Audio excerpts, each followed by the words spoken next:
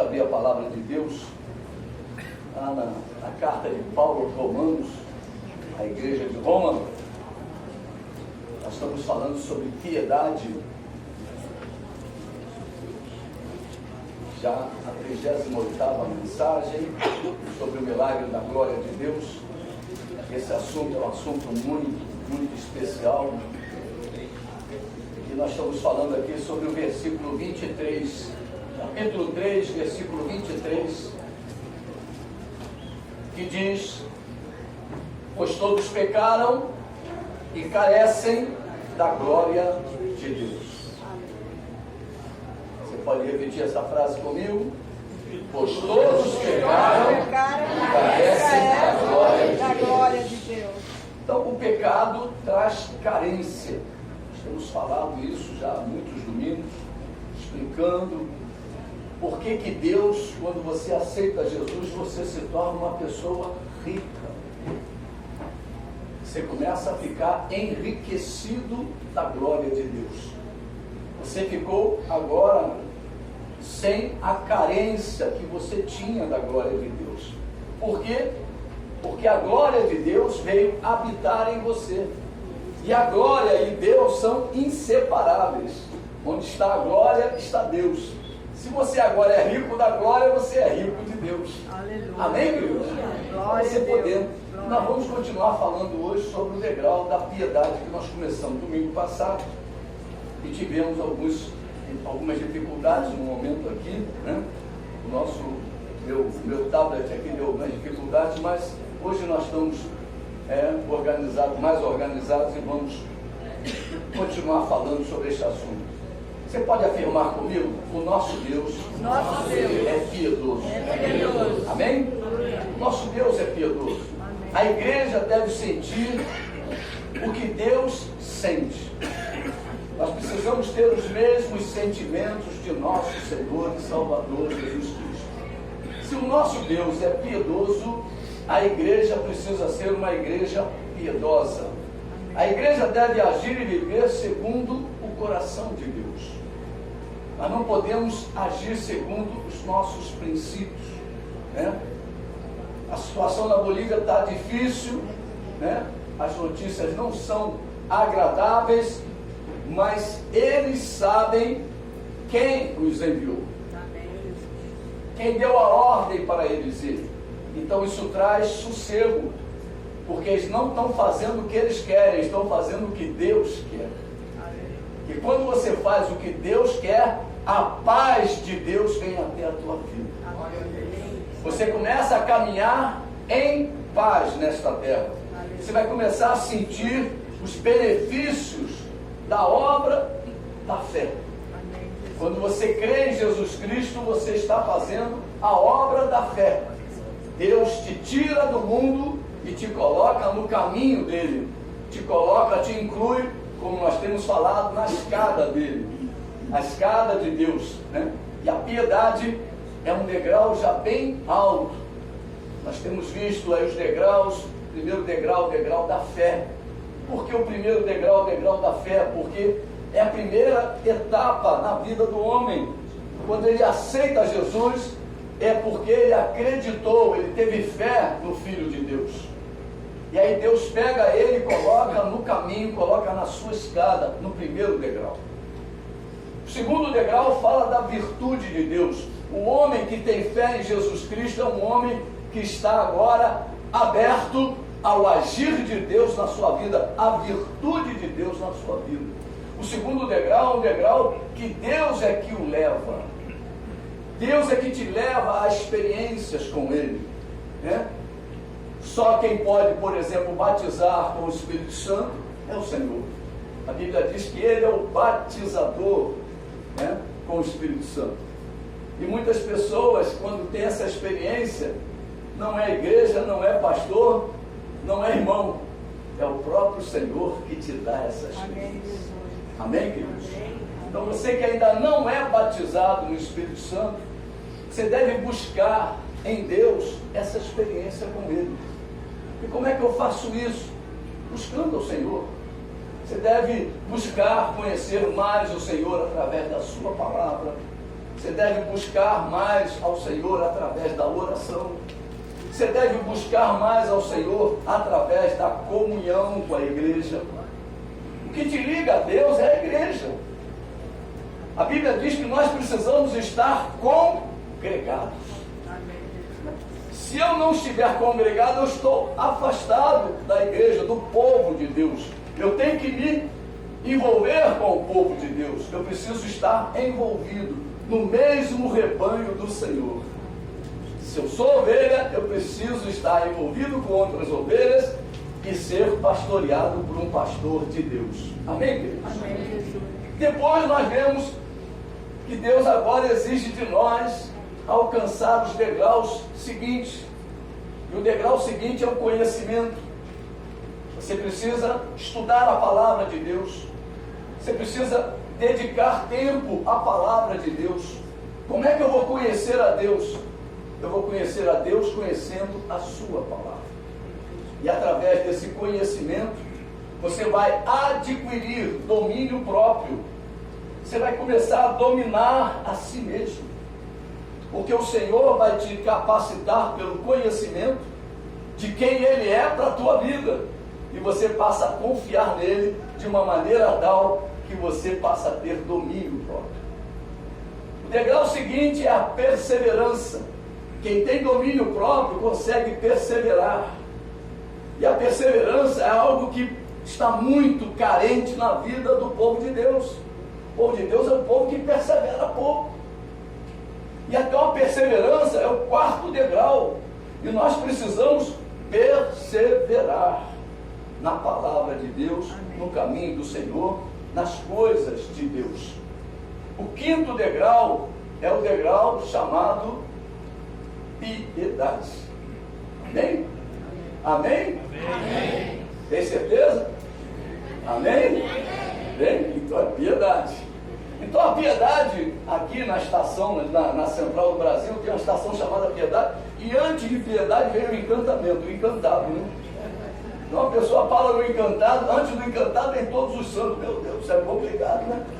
Então, você vê, piedade. Piedade é uma obra tremenda que Deus estabelece para a igreja fazer. E nós precisamos entender o que é piedade.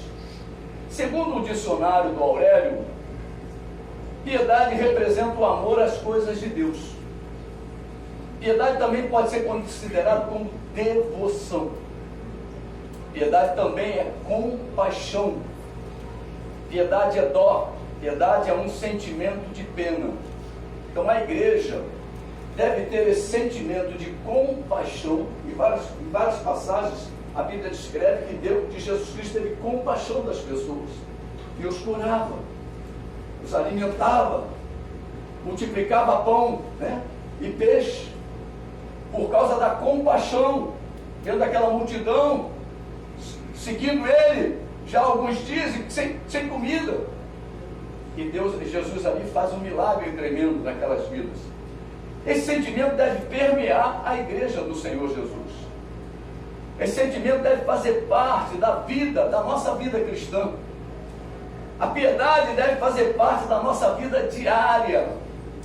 Nós não podemos deixar de ser piedosos. Em momento algum da nossa história nós podemos deixar de ser piedosos. O Espírito Santo nos impulsiona a fazer a obra da piedade. Devemos olhar o nosso semelhante com os olhos de Deus. Olha para você, quem era você e quem você é hoje. Pensa nisso. Como Deus teve compaixão e piedade de você. De mim, poxa, nem se fala. Eu era um homem que acreditava no Deus de pau, de pedra, de barro, né? De ouro, de prata. Conduzia na minha carteira caroços de romã para me dar sorte, para me dar prosperidade. Meu Deus do céu.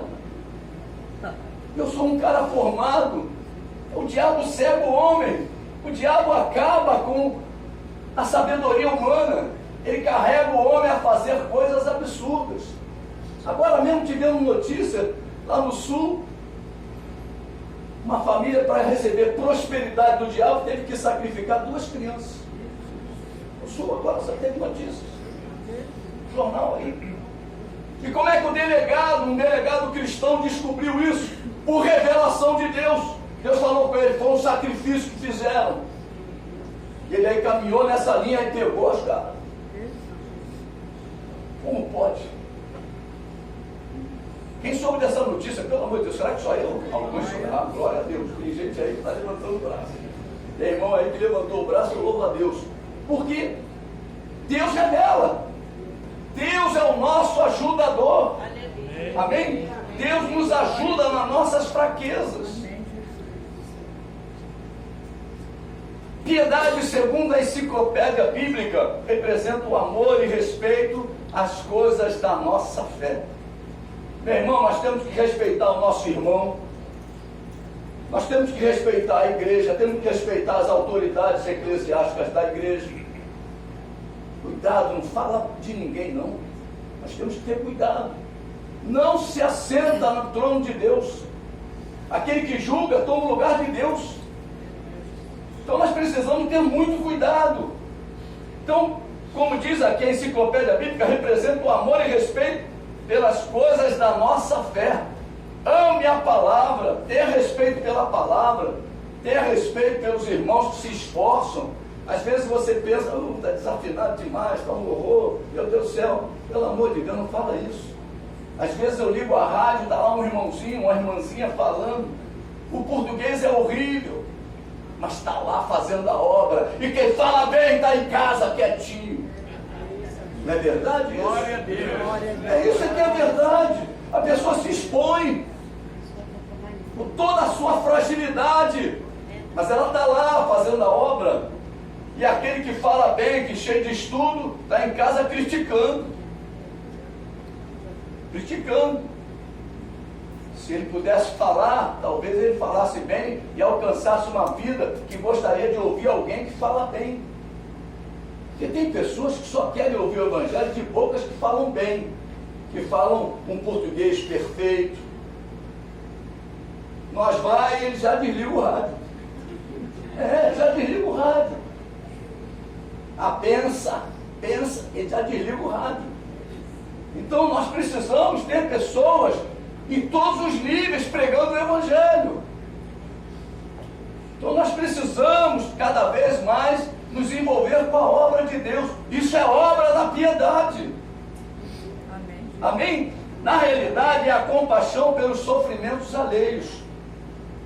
Sabe por que você tem que fazer a obra de Deus? Porque tem pessoas sofrendo, pessoas passando por dificuldades, pessoas miseráveis, como nós lemos, estão passando a miséria da glória de Deus, são pessoas miseráveis da glória de Deus, são carentes. E nós, ricos da glória de Deus, não fazemos nada. Que obra da piedade é essa que Deus tem na tua vida? Você precisa se envolver e caminhar na direção do próximo.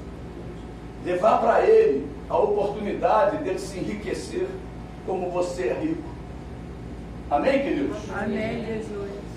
A palavra de Deus nos afirma que aquilo que eu semear, eu irei colher. Dia mal todos nós, em algum dia vivenciaremos.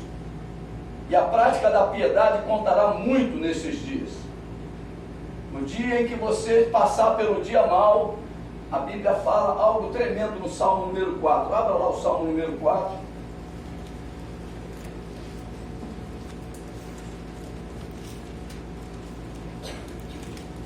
Salmo de número 4.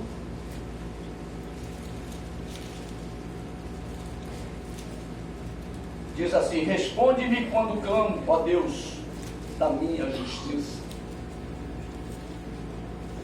Na angústia me tens aliviado. Tem misericórdia de mim e ouve a minha oração. Aí vem a resposta de Deus: ó homens, até quando tornareis a minha glória em vexame e amareis a vaidade e buscareis a mentira? Versículo 3 diz: sabei, porém, que o Senhor distingue para si o piedoso. O Senhor ouve quando eu clamo por ele. Que coisa tremenda. Então a obra da piedade faz a diferença na resposta do clamor a Deus. Que coisa, hein? O Deus a quem servimos é a nossa justiça. Ele é quem nos alivia nos momentos de angústia. Você está passando por dificuldades, está passando por momentos difíceis. Ele é Deus misericordioso e ouve as nossas orações. Mas ele dá um recado forte no versículo 2, né? O versículo 2 é um recado de Deus. Porque tem homens que estão transformando a glória de Deus. Se lembra que eu disse que nós somos ricos da glória de Deus? Estão pegando essa riqueza e transformando ela em quê? Como ele diz aqui, em vexame. Hoje eu quero me fixar na afirmação de que Ele é a nossa justiça. É Ele que faz a separação entre os que o servem e os que não servem. Meu amado, Deus fala isso, Ele faz separação entre os que servem a Ele e os que não servem a Ele. Por que essa separação? Se fosse só a igreja e o mundo, era fácil. Mas é dentro da igreja. É dentro da casa dele que ele vai ver quem está servindo a ele e quem não o está servindo. Interessante isso. É ele que faz esta distinção entre os que praticam a piedade e aqueles que não praticam a piedade. Servir a Deus é isso, é você praticar a palavra dele em todo o seu aspecto, é a obra da piedade. A obra da piedade vem através da prática. Quando não praticamos as ordens do Senhor, tornamos a sua glória em vexame. E isto é muito grave, e eu posso até dizer para você, isto se chama impiedade. Existe a obra da piedade e a obra da impiedade. Em que obra nós estamos envolvidos? Em que obra você está se envolvendo? Na obra da piedade ou da impiedade? Você está colocando, como diz aqui no versículo, até quando tornareis a minha glória em vexame? Não praticar as ordens de Deus consiste em amar a vaidade e buscar a mentira. Porque Deus é a verdade. E Deus fala que a igreja deve se humilhar. Se eu me humilhar diante do teu altar e sacrificar aquilo que me custar, tu inclinarás os teus ouvidos ao meu clamor. Olha aí, é o versículo, olha, capítulo 4 desse salmo, né? E quando eu sou vaidoso, quando eu pratico a obra da vaidade e busco a mentira, como é que Deus vai me ouvir? Como é que Deus vai me atender? Quando eu busco a vaidade, amo a vaidade e busco a mentira, eu torno a glória de Deus em vexame. Deus encheu a sua igreja de amor, de graça, de poder, de sabedoria, de entendimento, de misericórdia e de compaixão. Essa é a igreja do Senhor. Esse lugar tem que estar cheio de amor, de graça, de poder, de sabedoria, de entendimento, de misericórdia e de compaixão. Isso tudo junto é a obra da piedade. Nós precisamos socorrer o aflito. Socorrer o aflito. Aleluia. Deus enche a sua vida com tudo isso. Por isso que Deus vai cobrar da igreja a prática da piedade. Por isso que Deus vai exigir da igreja a prática da piedade. Porque Ele capacitou a igreja com tudo isso. Ele capacitou a igreja com amor, com graça, com poder, com sabedoria, com entendimento, com misericórdia e compaixão.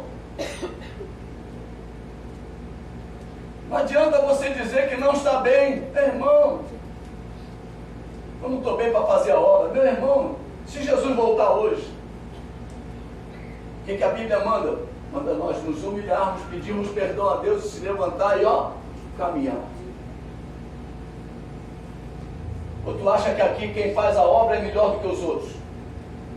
Quem faz a obra é porque entende que tem que se humilhar, clamar, pedir perdão a Deus e continuar fazendo a obra, porque a obra é grande e poucos são os trabalhadores. Amém, queridos? Amém. Nós precisamos caminhar nesse jeito. E o que temos feito? Deus chama o seu povo para servi-lo. Deus chama o seu povo a fazer a sua obra. Você conhece a história de Davi e Golias? Uma história muito conhecida. Diante daquele gigante, todo Israel estava prostrado, abatido, sem confiança. Mas Deus havia ungido a Davi. E Davi foi até aquele gigante em nome do Senhor dos Exércitos e o abateu. Por isso Davi pôde escrever este salmo. E nesse salmo número 4, Davi expõe a sua confiança em Deus, o Deus da sua salvação. E no versículo 1, Davi ora pedindo ao seu Deus resposta. Meu irmão, você já pode ter derrubado muitos gigantes, mas as respostas para a nossa vida vêm do Senhor. Eu nunca vou ser a referência para responder a você. Aleluia. A resposta certa vem do Senhor que fez o céu e a terra. Amém? Aleluia. Ele se expressa como Deus da sua justiça. Em Mateus capítulo 5. Mateus capítulo 5, no versículo 20. Porque vos digo que se a vossa justiça não excederem muito a dos escribas e fariseus, jamais entrareis no reino dos céus. Olha como Deus fala a respeito de justiça. Se a tua justiça não excederem muito a dos escribas e dos fariseus, você não vai entrar no reino. Você pode ficar do lado de fora, vendo o reino, né? Porque a Bíblia diz que para entrar tem que nascer de novo, nascer da água e do Espírito. Somente aqueles que são nascidos da água e do Espírito, e aqueles que foram tocados, foram envolvidos pelo Deus da nossa justiça, é que entrarão no reino de Deus. E aqui ele fala algo tremendo. A justiça dos filhos de Deus deve exceder em muito a justiça dos escribas e fariseus. Esta é a expectativa de Deus para cada um de nós. Você sabe que Deus tem expectativas a respeito da tua vida? Qual é a expectativa, por exemplo, da tua esposa com relação a você? Qual é a expectativa tua esposa, do teu marido? O marido é a expectativa dele com a sua esposa. Qual é a expectativa do pai com os filhos? E dos filhos com os pais? Todos nós temos expectativas, e Deus também tem expectativas a respeito de nós. Deus olha para nós e tem expectativas. Deus olha para você e Ele cria expectativas. Ele quer ver a obra da justiça na tua vida. Que justiça? Aqui excede muito a dos escribas e dos fariseus. E qual é a justiça que Deus espera que cada um dos seus filhos pratique? Você pode falar comigo? Jesus é a minha justiça. Você pode repetir? Jesus é a minha justiça. Então é Ele quem nos justifica. Então eu não vou ficar me justificando de nada. Ele é o justificador da minha vida. É colocar em prática a sua palavra. Quando você coloca em prática a palavra do Senhor, Ele te justifica. Você está na verdade, então Ele é o guardião da tua vida. Ele é o teu escudo, Ele é a tua fortaleza. Ele é o teu esconderijo. É Ele quem vai te justificar. Amém, queridos? Amém. A justiça que Jesus praticou foi a de servir a Deus em tudo. procuravam de tudo quanto é jeito uma acusação a Jesus, mas não conseguiram. Você conhece a justiça dos fariseus? Quem são os fariseus? Os fariseus são aqueles que dizem como deve ser feito, mas não fazem. Sabe aquele pai zeloso com o filho? Não fuma, meu filho. Você não deve fumar, mas ele fuma. Meu filho, você não deve beber, mas ele bebe. Meu filho, você não deve cheirar, mas ele cheira. Meu filho, você deve ter boas companhias, mas a dele são as más companhias. Então essa é a justiça dos fariseus. Eles falam, mas não praticam. Então nós temos que ter muito cuidado com a nossa vida, com a nossa história. Porque há pessoas que estão debaixo da nossa fé. Quem é pai, quem é chefe de família, tem uma família debaixo dele. Então ele tem que ter obras da justiça que excedem em muito a dos escribas e dos fariseus. Porque os escribas e os fariseus falavam, mas não praticavam. E nós, como representantes na nossa casa, temos que ser referência. Você pode dizer, eu preciso ser referência. Aleluia. Isso é obra de justiça. A tua justiça vai começar a exceder a dos escribas e dos fariseus. Você está entendendo? Diga glória a Deus. Glória a Deus. Aleluia. Os fariseus exigem a perfeição, mas não são perfeitos. Não conseguem exercer a obra da perfeição que eles tanto exigem. Os fariseus exigem a piedade, mas são impiedosos. Davi relata que o seu Deus o tem aliviado na sua angústia. Ele clama por misericórdia e espera que Deus atenda a sua oração. É assim que funciona a vida da igreja. Nós clamamos e esperamos que Deus resolva a nossa história. Porque Ele é poderoso. Amém, queridos? Amém. Nós temos que aprender. No versículo 2 do Salmo 4, Deus expõe a grande dor que está no seu coração. Você sabe que Deus sente dor, Deus sente tristeza com muitas vidas, e às vezes até com a nossa própria vida. Ó homens, olha como é que Deus se expressa. Ó homens, até quando tornareis a minha glória em vexame? E amareis a vaidade e buscareis a mentira. Deus está falando exatamente da sua glória que está em nós. Você pode apontar para a tua vida e dizer assim, a glória de Deus está na minha vida. Por isso nós temos aprendido nesse lugar como se comportar com a riqueza que ganhamos de Deus. O segredo da vida cristã é você saber como viver rico. Tem muitas pessoas, quando enriquecem, se esquecem de tudo. Não ajudam mais ninguém, não cooperam com mais nada. Eles ficam cegos só vendo o que está perto.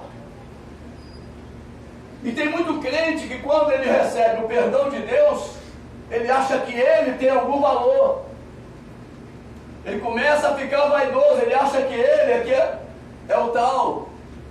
O tal na nossa vida é Jesus. O tal na tua vida é Jesus.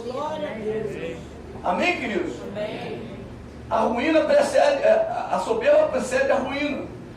A queda. Ó, ficar soberbo, ficar vaidoso, conversa é essa, meu irmão? Se posiciona no teu lugar. Nós somos dependentes de Deus. Eu preciso me colocar nessa posição. Eu dependo de Deus.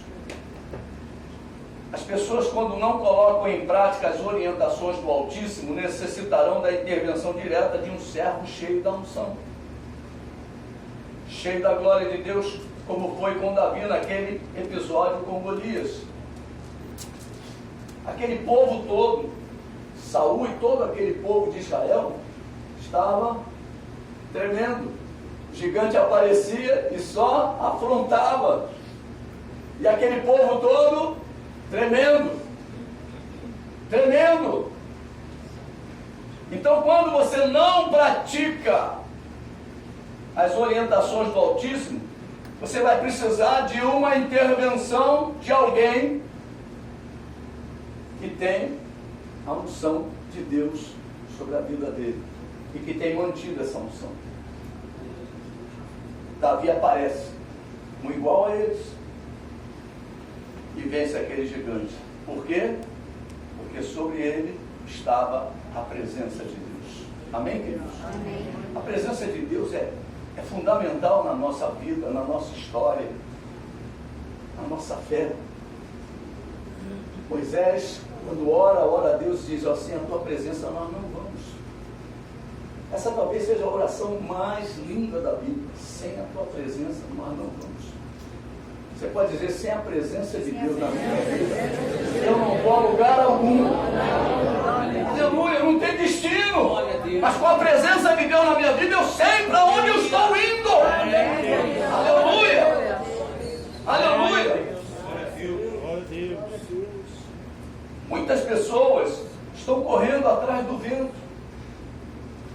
Quando Deus fala de vaidade, Ele compara a correr atrás do vento. Você imagina o que é correr atrás do vento? Muitas pessoas estão colocando a sua segurança naquilo que é temporal, naquilo que vai ficar. A palavra de Deus diz: tudo passará, menos a palavra de Deus. Então você tem que se agarrar com a palavra, ela é que vai permanecer. Eu me lembro daquela enchente de Teresópolis, alguns anos atrás, destruiu tudo. E tinha uma senhora, estava com um cachorro, o cachorro até foi mas ela segurou naquela corda. Aquela corda para ela era a salvação do homem, chama-se a palavra de Deus. Tudo vai passar, menos a palavra. Amém? Menos a palavra. Aquela mulher se segurou com toda a sua força naquela corda, foi puxada. Mas eu não sei como é que está a vida dela, nem se ela está viva.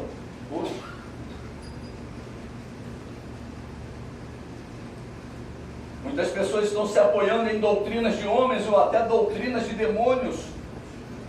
Isso é importante, igreja.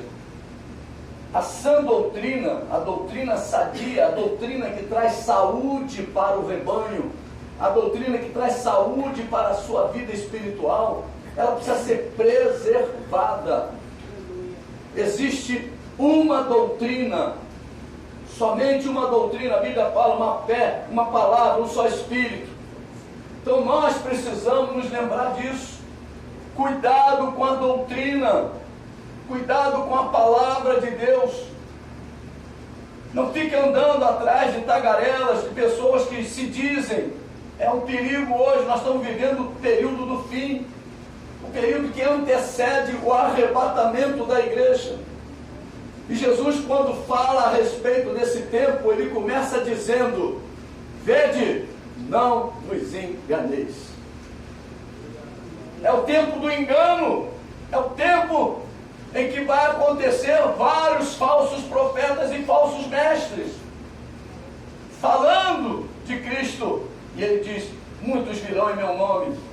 Olha, enganarão a muitos. Nós precisamos estar atentos. Nós não podemos agir assim. Deus conta conosco e nós contamos com Deus, o Deus da nossa justiça. Quando não colocamos em prática as orientações de Deus em nossa caminhada, necessitaremos de uma intervenção de servos que estão vivendo piedosamente. Você está entendendo por que é necessário você alcançar e viver no degrau da piedade?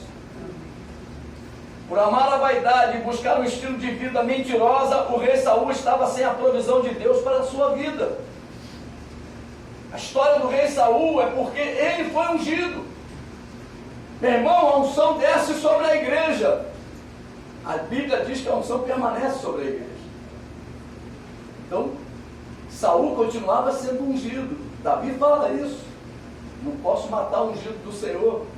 Ele era ungido, porque sobre ele desceu a unção, e a unção permanece. A unção permanece. Por isso há esperança para aquele que está desviado. Quebrante o seu coração e volte para os caminhos do Senhor. É assim que funciona. É assim que funciona. Mas Saul não se quebrantou. Saul, passando a luta que foi, o Senhor da sua vida não era o Deus da sua justiça. Ele foi buscar numa médium resposta para a sua história. Quantos crentes buscando em outras fontes? Tem crente que ainda gosta do Orochi. Tem crente que quando chega no final do ano vou ver o que os pais do santo estão falando. Aquele ali não erra nunca. Meu Deus do céu. Você está entendendo como é que funciona o processo? Quem é o Deus da tua vida? É o Deus da tua justiça. Guarda isso no teu coração. Aleluia.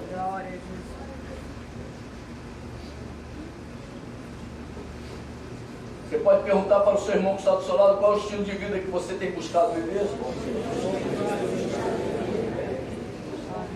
Estilo de vida, meu irmão.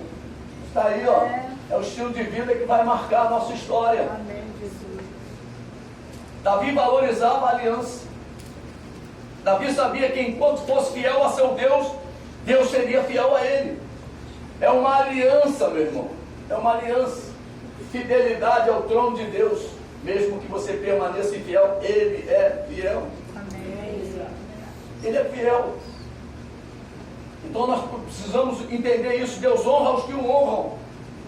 Davi era um homem que tinha o seu coração segundo o coração de Deus.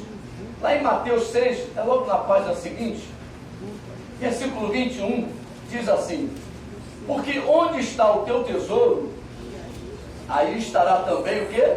O teu coração. Onde está o teu tesouro, aí está também o teu coração. E qual é o maior tesouro de sua vida? Você tem que começar a questionar. Tem pessoas que o maior tesouro da vida dele é o carro. O maior tesouro da vida dele é o emprego. Meu Deus, se eu perder o emprego, eu perdi tudo. Meu Deus, o que é isso? Onde é que está Jesus na tua história?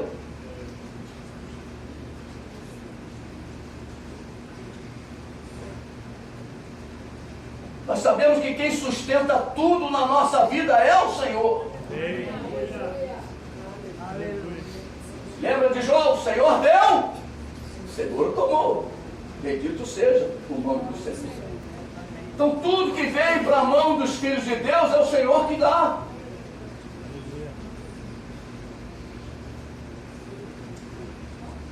Aleluia. É nele que devemos colocar todas as nossas expectativas. O maior tesouro da vida da igreja deverá ser Jesus. A vaidade e a mentira não devem fazer parte do dia a dia da igreja. Por quê? Porque a vaidade, como eu disse, é correr atrás do vento, é perda de tempo. As pessoas vão ficar perdendo tempo. E a igreja não pode perder tempo. Quando eu falo igreja, é a tua vida. Você não pode perder tempo. Nós estamos com uma finalidade nesta terra. Você se lembra do que Pedro, que Paulo falam a respeito quando eles vão embora? Ó, está chegando a minha hora. Eles já completei a carreira. Completei a carreira. Diz o apóstolo Paulo. Pedro também fala que estava completando a carreira dele. Então, quando completar a carreira, meu irmão, não tem jeito, Deus vai te levar. Chegou a hora de ir embora, entrar nas mansões celestiais ou ficar de fora. Vai depender da obra da piedade, como nós vimos até aqui. E porque a mentira é obra do diabo também. Quando você vai na mentira, ama a mentira, né? Lá em Salmo número 4, ele fala isso, no versículo 2. Buscareis a mentira. Quando uma pessoa busca a mentira, está buscando o quê? A obra do diabo. Mas a glória do Senhor é representada pela presença do Todo-Poderoso em nós, pois são inseparáveis. Glória e Deus são inseparáveis. Amém, igreja? Amém. O que você tem amado? A vaidade? O que você tem buscado? Viver uma vida mentirosa? É a noite de você repensar. Hoje Deus fala conosco para a gente repensar a nossa história. Amém, Jesus. É momento da gente começar a repensar.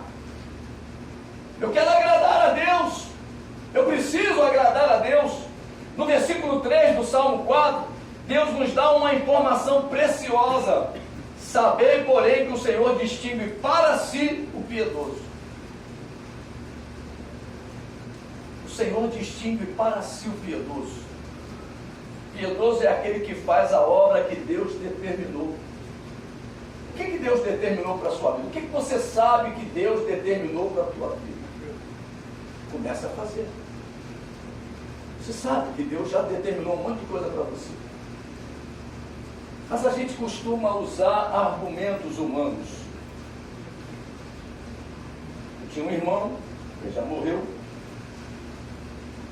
que ele fumava e se converteu. E ele dizia para mim, e para o meu outro irmão que era pastor, João Sebastião, pastor da Assembleia de Deus, ele falava assim, ó, me mostra na Bíblia que eu paro de fumar. Onde está escrito? Não pode fumar. Aí também não fala, não pode cheirar. Não pode fumar maconha, não pode cheirar, não pode tomar droga química, meu Deus do céu. Ele falava assim, no seu entendimento. E o meu irmão, que é pastor, falou assim, eu vou orar, e Deus vai me dar uma palavra para você, e você vai saber que o Senhor falou contigo. Meu irmão foi para casa orar, certo dia, chegou para ele e deu a ele um recado dele, Provérbios capítulo 3.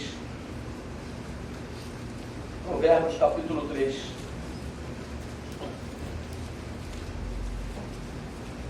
Ele diz assim, versículo 5, confia no Senhor de todo o teu coração e não te estribes no teu próprio entendimento. Reconhece-o em todos os teus caminhos e ele endireitará as tuas veredas. Não seja sábio aos teus próprios olhos. Teme o Senhor e aparta-te do mal. Será isto saúde para o teu corpo e refrigério para os seus ossos. Ele disse, não me falou nada. Então um abraço. O recado que Deus mandou para você. Tem pessoas que ouvem a palavra de Deus, sabem o que Deus quer da vida delas, mas ficam resistentes. Ficam resistentes. Mas eu quero dizer para você, o Senhor distingue para si o piedoso. E piedoso é aquele que faz o que Deus determinou. Começa a fazer na tua vida o que Deus determinou para você fazer. O que Deus tem determinado para você? Deus tem um ministério individual para cada um. Mas existe um ministério para a igreja. Todos nós temos que fazer. A obra da piedade nos distingue diante de Deus. Davi experimentou muitas vitórias e muitos escapes dados pelo Senhor Deus. Pois Davi era praticante da palavra de Deus. Davi escreveu este salmo pela sua própria experiência de vida. Você precisa começar a escrever coisas a respeito da tua experiência de vida com Deus. A tua vida precisa ser uma carta aberta. As pessoas olham para você e tem que ver uma carta de Deus escrita na tua vida. Amém, Jesus. Aleluia. O Senhor me ouve quando eu clamo por Ele, disse Davi. Que segurança é essa que Davi tinha? Deus amou o homem de tal maneira que enviou Jesus. A igreja deve vivenciar este mesmo amor expressado pelo Senhor nosso Deus, o Deus da nossa justiça. Piedade é a prática do amor de Deus ao ser humano. Nós precisamos praticar o amor de Deus à nossa vida. Deus me amou e por isso eu vou obedecer. Deus me amou de tal maneira que me deu Jesus, me deu a salvação, e por isso eu vou servi-lo. É isso que Deus espera da igreja, espera da tua vida e da minha vida. Amém, Jesus. A igreja deve vivenciar este mesmo amor expressado pelo nosso Deus, o Deus da nossa justiça. Deus nos afirma que, de fato, grande fonte de lucro é a piedade com o contentamento.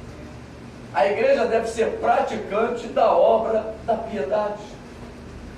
Porque grande lucro, a piedade dá com o contentamento. Nós vamos ficar contentes quando praticarmos a obra da piedade. Vai vir o contentamento na tua vida. Você pensa que vai ser difícil para você, mas Deus vai trazer a alegria da tua salvação. A alegria da salvação vem com a obra da piedade. Contente-se em viver uma vida de obediência a Deus. Você tem que ter a sua vida alegre e contente por estar obedecendo ao teu Senhor. Deus nos cumulará de grandes bênçãos quando realizamos esta grande obra. Deus vai começar a depositar nas tuas mãos coisas, porque você vai passar a ser uma pessoa confiável. Você deposita alguma coisa na mão de alguém inconfiável? Você deixaria o teu cartão de crédito na mão de uma pessoa inconfiável com a senha? Mas quando você entregou a tua vida a Deus, Deus colocou o mais precioso dele na tua vida, a sua glória. Aleluia, glória a Deus. Deus deu o seu nome para você poder andar por aí e falar no nome dele. Olha que coisa tremenda. Deus deu a você o seu espírito. Deus colocou dons na tua vida. A maior bênção consiste em ser removido antes que o mal se instale. Você sabe que esse processo na Bolívia, eu acho que não vai dar em nada isso. Eu creio. Amém, Jesus. Eu creio. Porque a igreja está praticando a obra da piedade lá, Deus fará coisas grandes a respeito dela. O Salmo 4 fala isso. Vamos voltar lá para o Salmo 4. Deus distingue para si o piedoso. O Senhor ouve quando eu clamo por ele. Deus nos removerá antes que o mal se instale. Nós precisamos nos lembrar que o exercício da piedade será o diferencial na hora do clamor e na hora da súplica. Na hora do clamor e na hora da súplica, a hora da piedade vai ser o peso da balança. Quando fazemos a obra da piedade, vemos a manifestação da glória de Deus. Não transformarmos a glória de Deus em vexame. Isto é fundamental na história da vida cristã.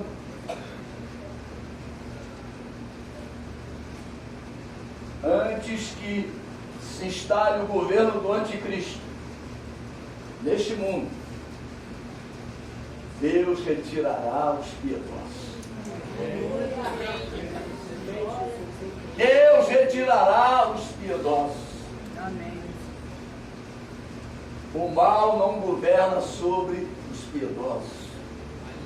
Deus nos guarda, o Deus da nossa justiça. Amém, queridos? Amém. Como está a obra da piedade em sua vida?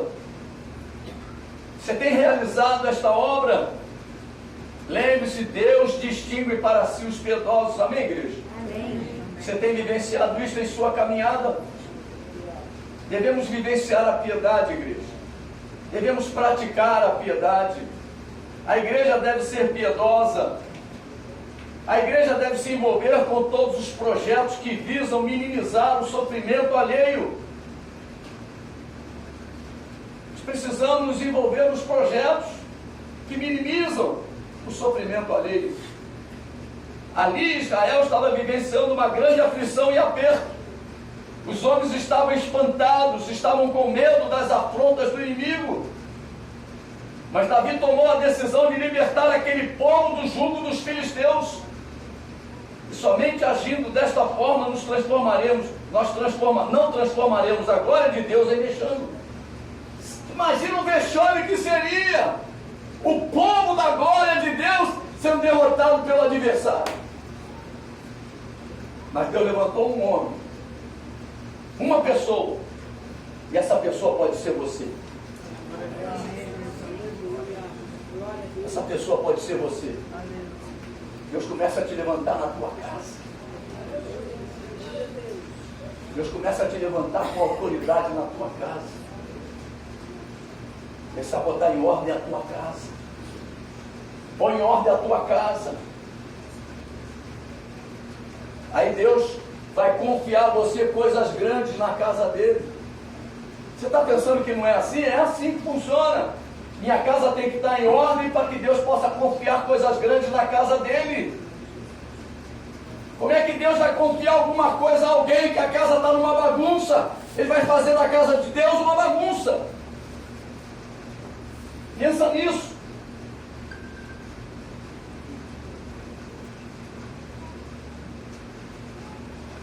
A unção estava com Davi.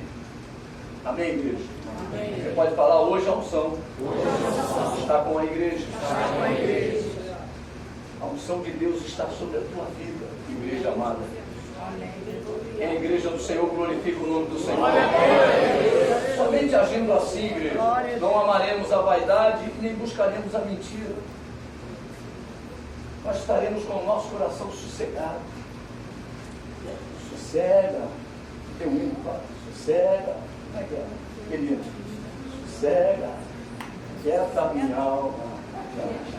Negócio assim. Tem um hino aí que fala isso. Nós cantamos muitas vezes aí. Confia, confia, sossega. Confia, sossega, dá tudo certo. É, meu irmão, sossega. Sossega. Meu irmão, você tem que sossegar, aprender a sossegar. Aquietai-vos e sabei que eu sou Deus. Coisa tremenda esse versículo, né?